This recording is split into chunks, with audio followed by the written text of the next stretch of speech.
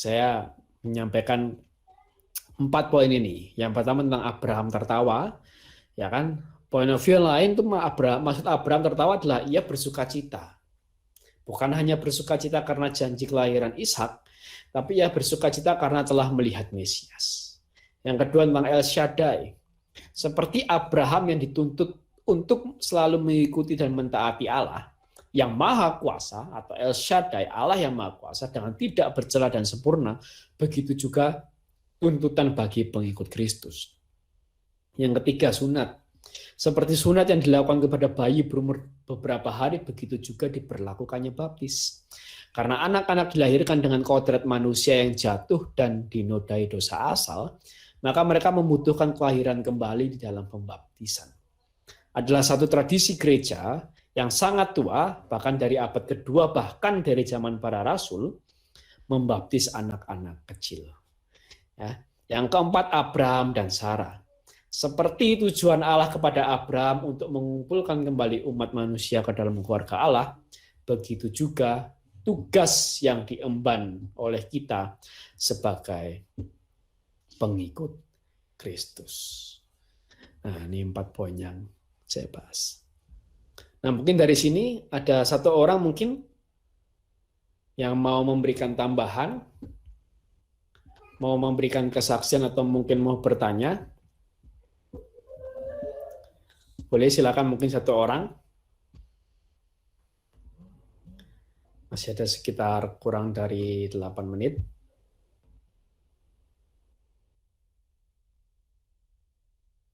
Aku deh sedikit. Silakan Tris, monggo. Iya, jadi mau kesaksian sih. Sebenarnya ini mungkin lebih nyambung ke yang minggu lalu ya, tapi jadi teringat lagi aja.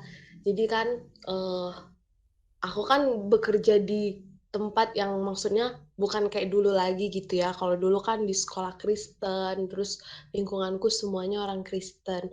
Sedangkan di sini tuh beda gitu. Di sini tuh ketara banget, cuman aku yang nggak pakai jilbab gitu kan.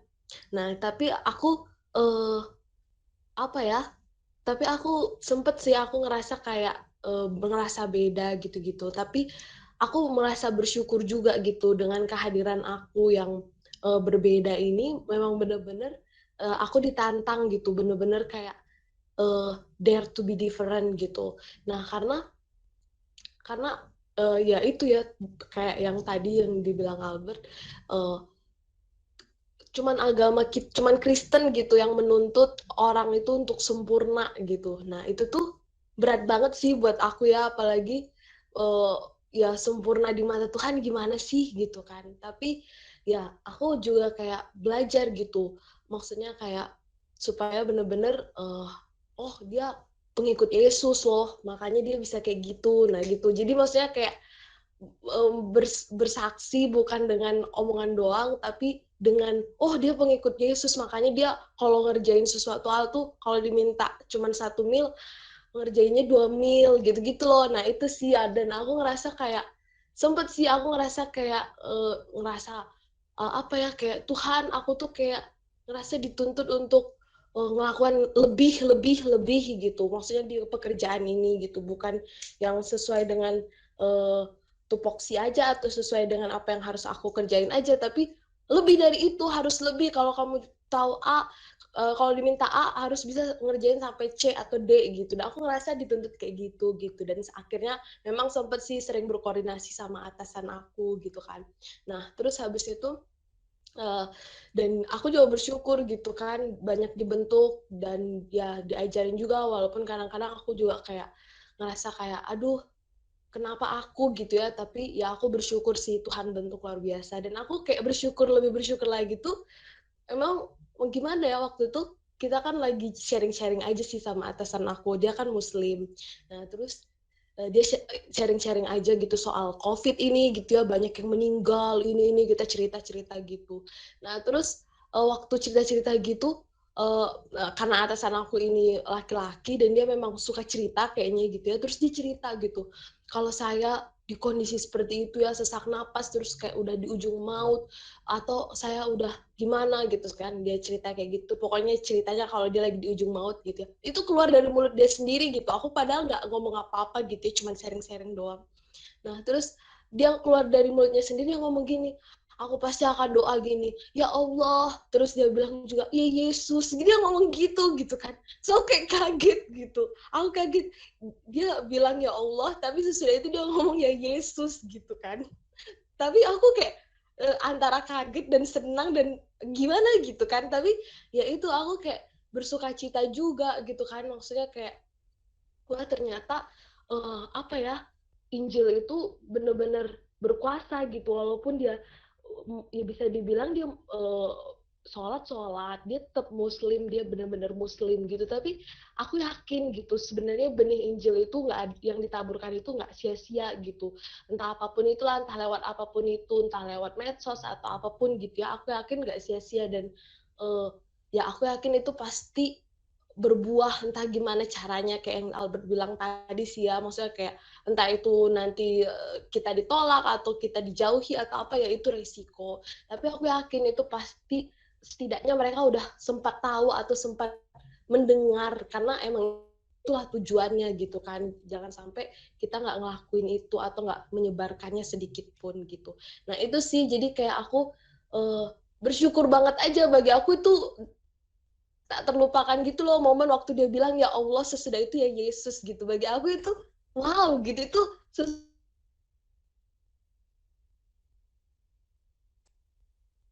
sendiri di Tuhanku, Tuhan dia juga gitu. Padahal kita makasih.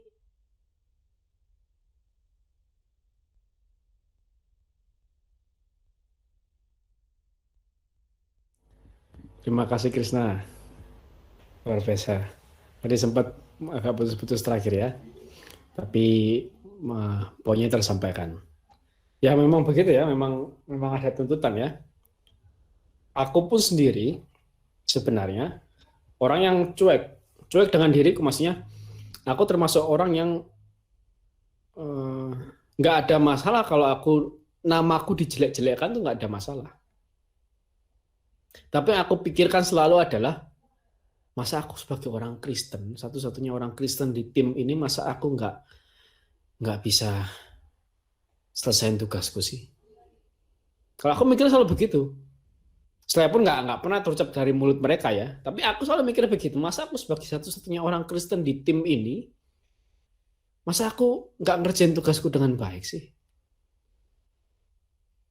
Ya terus mereka dengan melihat kita, mereka dengan mudah menilai Tuhan dong kalau begitu caranya.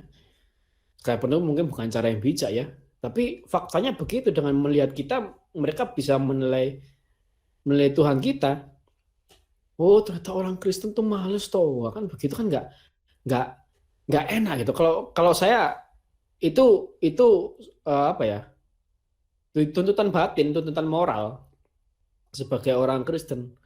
Karena jangan sampai kita dinilai, oh, orang Kristen nih, maaf ya, orang Kristen nih goblok ya ternyata ya. Nah, kan nggak enak, masa dia hanya karena menilai saya, terus dia menilai seluruh orang Kristen, kan tuh nggak fair. Tapi faktanya begitu, gitu. Karena kita minoritas, dan bukan cuma minoritas biasa, tapi kita minoritas yang cukup unggul gitu loh, dibandingkan dengan minoritas yang lain.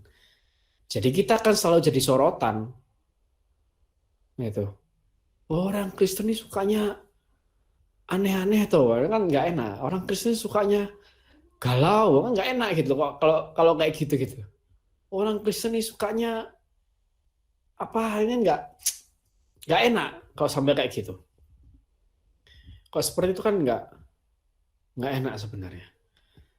Gitu. Nah, jadi saya tetap berusaha sebaik mungkin.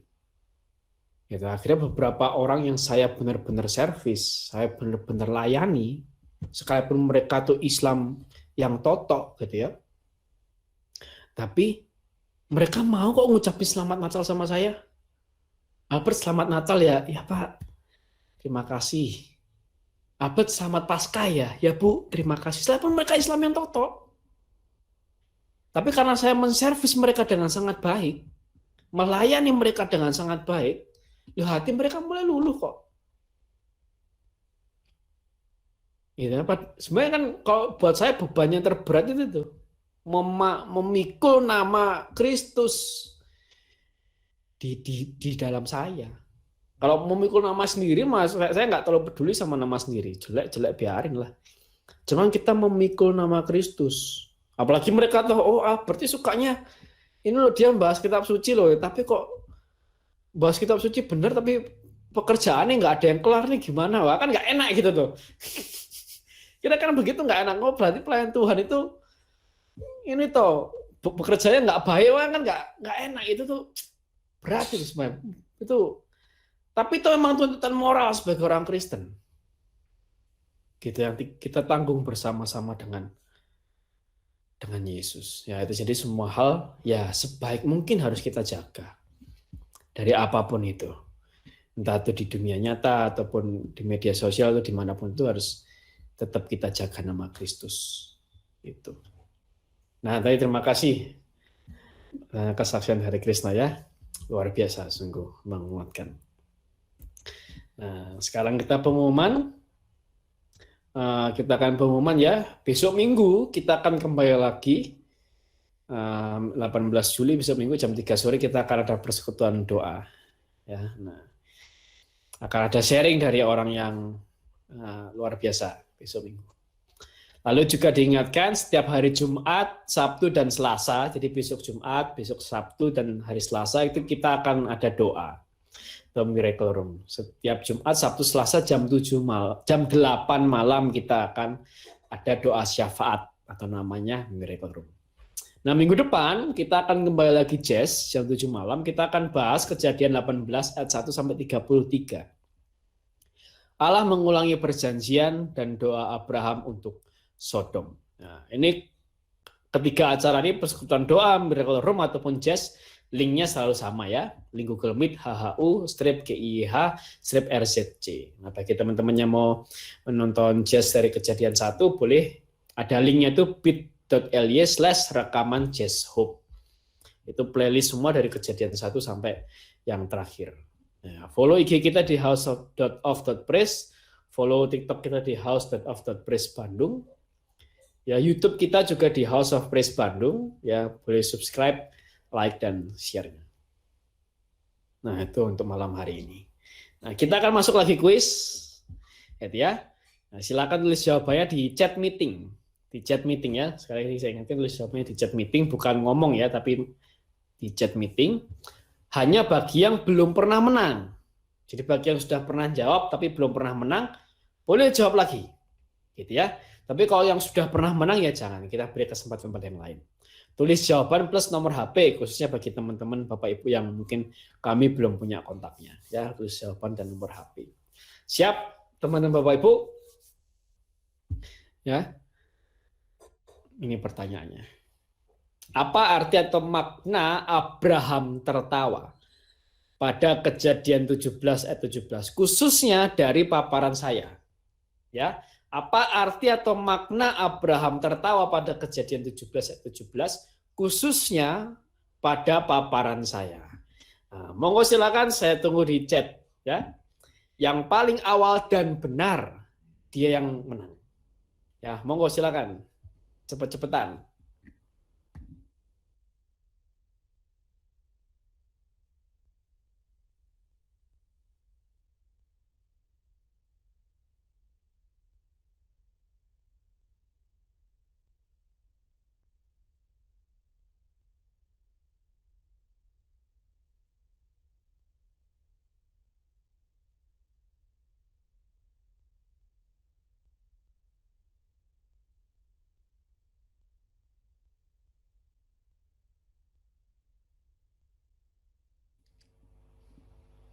Yuk, ada yang mau jawab lagi?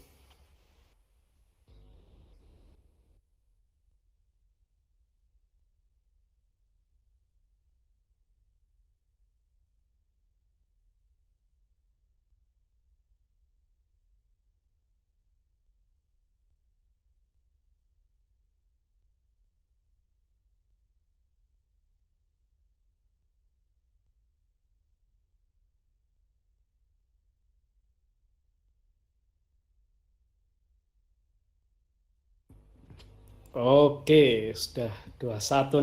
Wah, luar biasa. Luar biasa, luar biasa, luar biasa. Wah, luar biasa, luar biasa.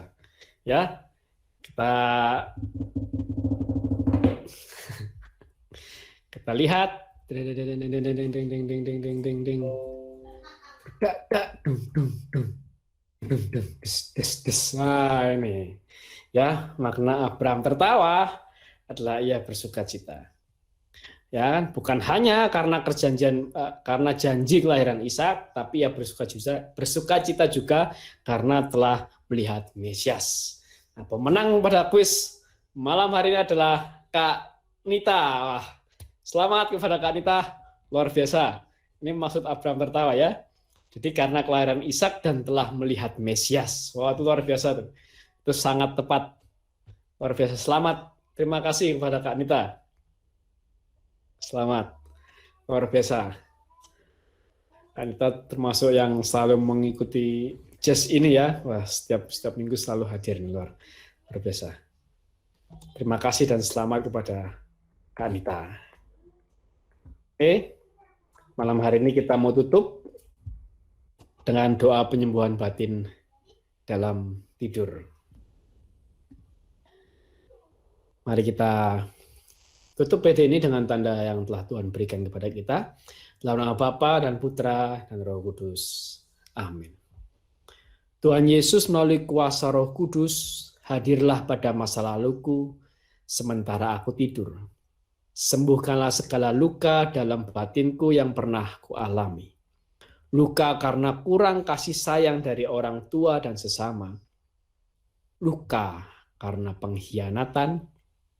Luka karena penolakan, luka karena pelecehan, luka karena penghinaan. Biarlah dengan darah-Mu Kau jadikan aku utuh kembali. Semua hubungan persaudaraan yang sudah rusak dengan keluargaku maupun dengan saudaraku, sembuhkanlah ya Tuhan. Dari segala ketakutan, kecemasan, kegelisahan, keputusasaan, sembuhkanlah aku.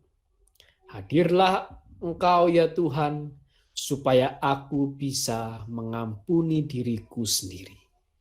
Mengampuni sesamaku, mengampuni situasi yang menyakitkan. Bantulah aku ya Tuhan, supaya aku dapat mengambil akar pahit yang ada dalam hidupku. Dan isilah hatiku dengan kasih-Mu dalam tidurku malam ini.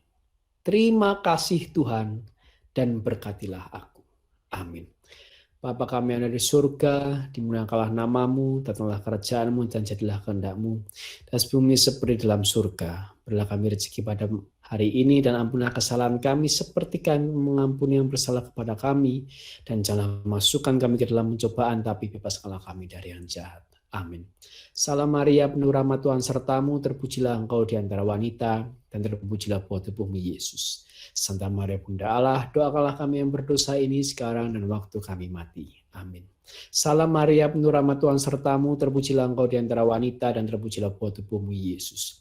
Santa Maria Bunda Allah, doakanlah kami yang berdosa ini sekarang dan waktu kami mati. Amin. Salam Maria, penuh rahmat Tuhan sertamu, terpujilah engkau di antara wanita, dan terpujilah buah tubuhmu Yesus. Santa Maria Bunda Allah, doakanlah kami yang berdosa ini sekarang dan waktu kami mati. Amin.